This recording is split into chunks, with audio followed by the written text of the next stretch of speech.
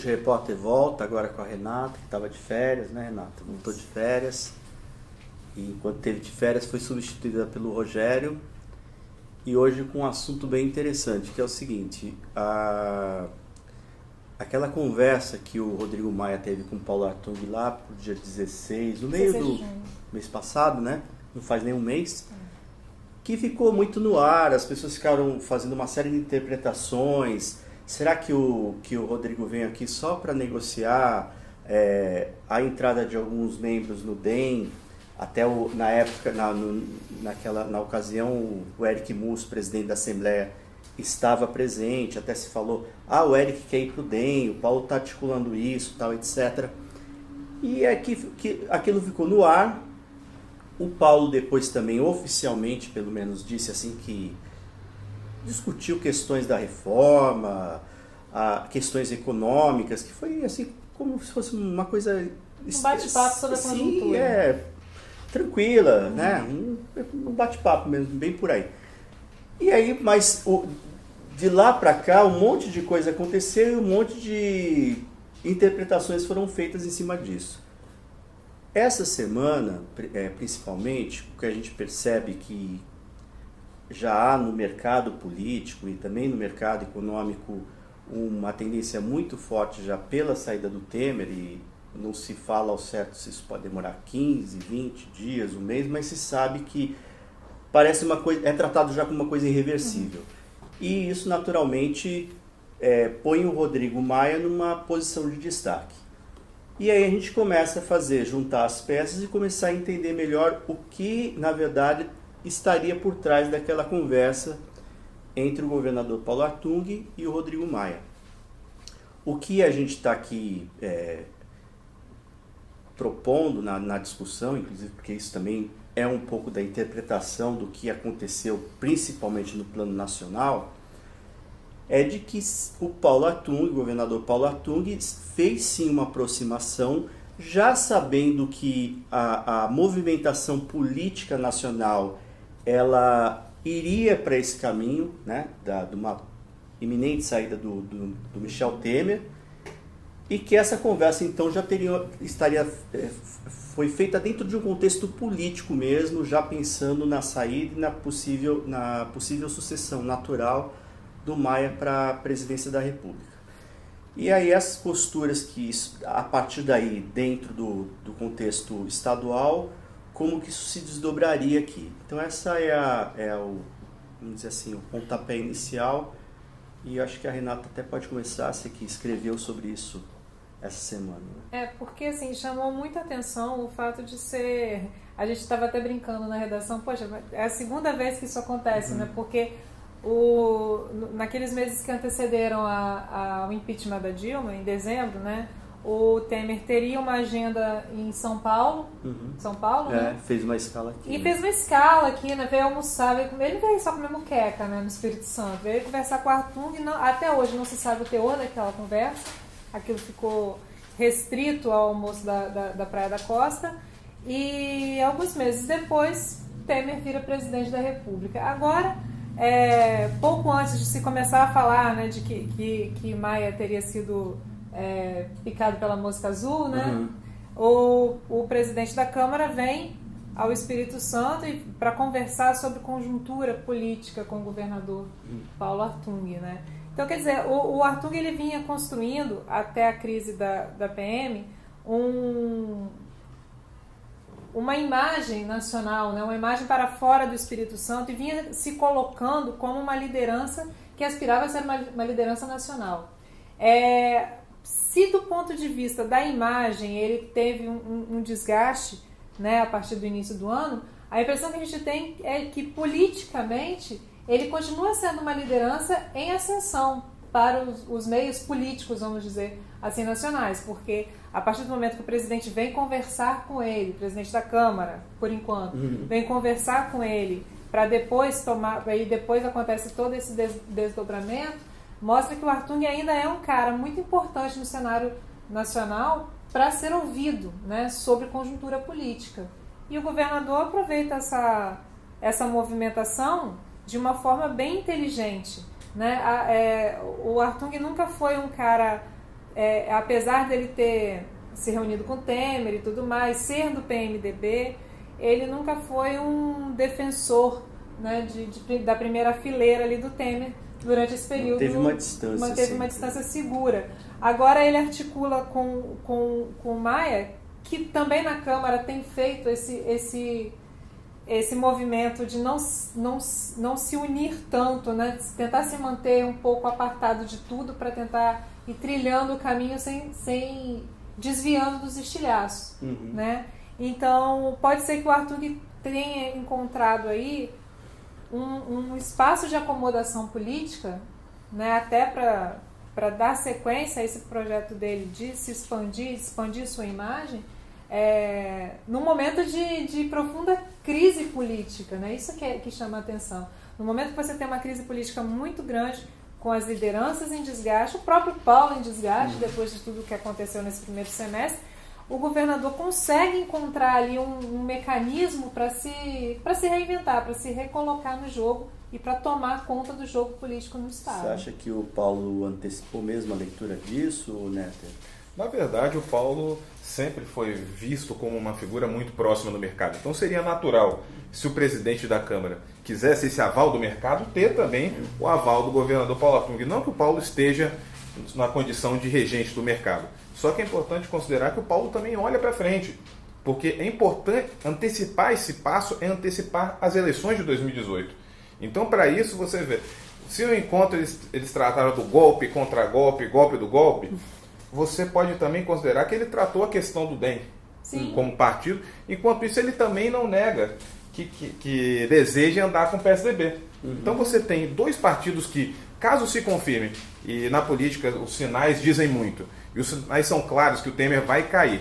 A gente não sabe se vai ser daqui a 15 dias ou um mês, mas que ele já não tem mais sustentação. O Paulo está garantindo lugar privilegiado nesse governo futuro, não como integrante, mas fazendo parte de um governo que deve ter a missão de pacificar a questão das relações políticas. E isso independente de siglas e de posições ideológicas. O mundo político, a classe política deseja alguém, a escolha de um nome que possa fazer essa pacificação. Então o Paulo se coloca nisso. Então ele está muito bem colocado.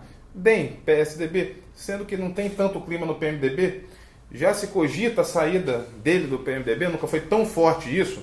E olha que o Paulo sempre foi um cara que nunca ligou tanto para partidos, mas a pouco ele me parece que ele já está olhando lá para frente. Em que enquanto a gente está aqui vendo alianças mais imediatas, ligações políticas entre grupos, parece que o governador já está olhando para 2018 num cenário que, por enquanto, não é o cenário que a gente tem hoje. Agora, eu também acho, como você, que a saída do Paulo do PMDB, como a saída do Temer do governo, são coisas que devem acontecer. Não sei em quanto tempo, mas devem acontecer. Sim. Agora, você percebe também o seguinte, quando fala que se o Paulo vai deixar o PMDB, para onde ele iria?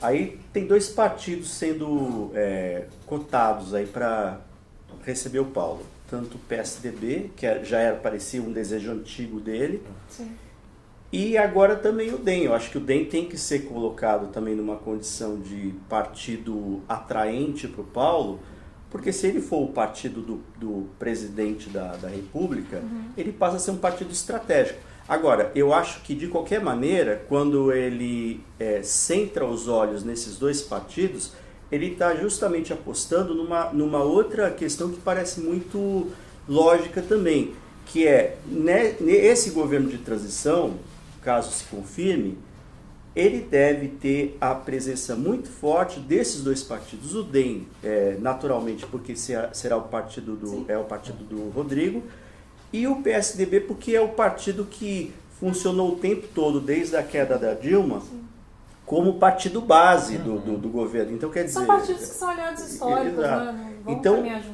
os dois movimentos do Paulo Artung são bem estratégicos nesse sentido. Agora, eu acho mais interessante para ele hoje, a gente olhando esse cenário, né, dessa semana, né?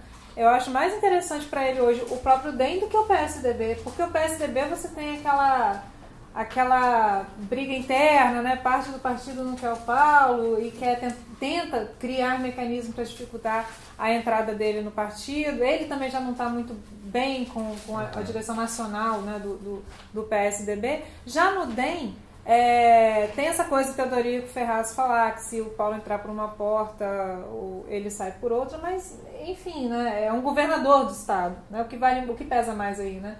E dentro do DEM ali você tem o Rodney, já que é um aliado do Artung de muito tempo, que está caminhando muito pelo Estado, tem tentado se fortalecer bastante. O presidente do partido, nessa licença do Rodney para assumir a secretaria, é o Ataíde Armani, que também tem um diálogo fácil com o Paulo, é um cara tranquilo de se conversar. Enfim, é mais fácil para o Paulo entrar no DEM e se tornar uma liderança que controla, né, melhor o DEM do que entrar num partido dividido como é o PSDB hoje no Espírito Santo. Né? Talvez seja mais interessante.